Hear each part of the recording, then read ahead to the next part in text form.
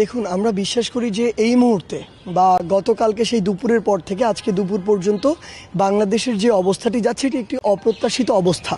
কিন্তু এখানে বাংলাদেশের একটি ট্রানজিশন পিরিয়ড চলছে।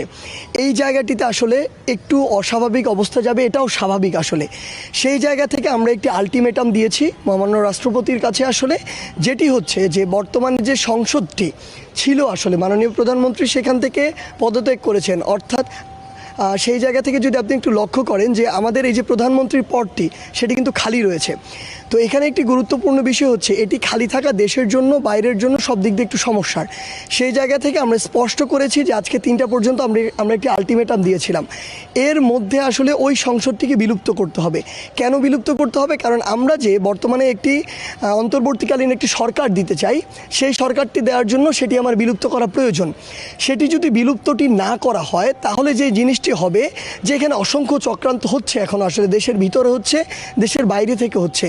এই চক্রান্তের ফলে যদি মহামান্য রাষ্ট্রপতির মাধ্যমে আবার কোনো একজন সংসদ সদস্যকে প্রধানমন্ত্রী করে ফেলা হয়, তাহলে কিন্তু আমরা যে ফ্যাসিস্ট যে ব্যবস্থা, স্বৈরাচারের যে ব্যবস্থা, যেটি আমরা উৎখাত করেছিলাম প্রাথমিকভাবে, সেটি আবার হতে পারে, পুনর্বহাল হতে পারে আবার।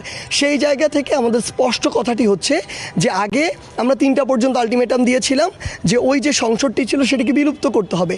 এবং এরপরে আমাদের যে আমরা গতকালকে আপনি দেখেছেন যে অন্তর্বর্তীকালীন সরকারের প্রধান উপদেষ্টা হিসেবে আমরা প্রফেসর ডক্টর মোহাম্মদ ইউনূস, তার নাম আমরা এখানে নির্ধারণ করেছি তার সম্মতিক্রমে।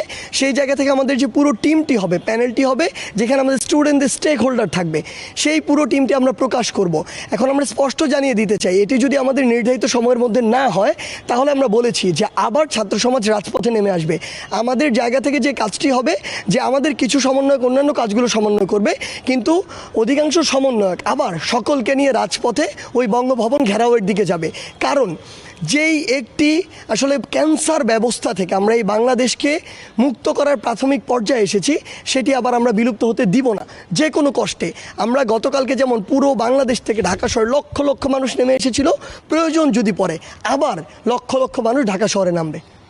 না, দেখুন, যোগাযোগ হয়েছে, তারা বিভিন্নভাবে যোগাযোগ করার চেষ্টা করছে, কিন্তু আমরা অ্যাকচুয়ালি একটি পদ্ধতিগতভাবে অফিসিয়ালি যাব। আমরা ব্যাকডোরের কোনো গল্প আলোচনায় যেতে চাই না। ছাত্র সমাজ যত ফয়সালা করেছে রাজপথে করেছে, যত অভ্যুত্থান ঘটিয়েছে রাজপথে ঘটিয়েছে। সেই জায়গায় যা কিছু হবে অফিসিয়ালি হবে। আমাদেরকে যদি মহামান্য রাষ্ট্রপতি ডেকে বলেন যে আপনারা আপনাদের অন্তর্বর্তীকালের সরকার প্রস্তাব করুন, তার আগে আমরাও তাকে ওপেনলি, যেই মাধ্যমে হোক ওপেনলি তাকে বলা হয়েছে যে তাহলে সংসদটি বিলুপ্ত করতে হবে।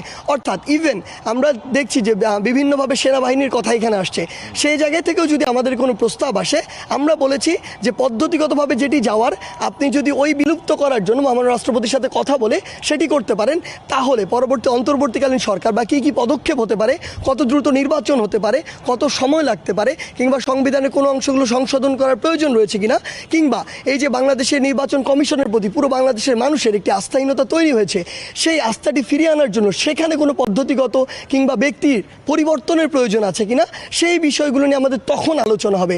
তার আগে শর্ত আমাদের একটি, যে বর্তমান যে সংসদ সেটি বিলুপ্ত করতে হবে এবং আমরা আমাদের অন্তর্বর্তীকালীন যে সরকার সেটি প্রকাশ করব।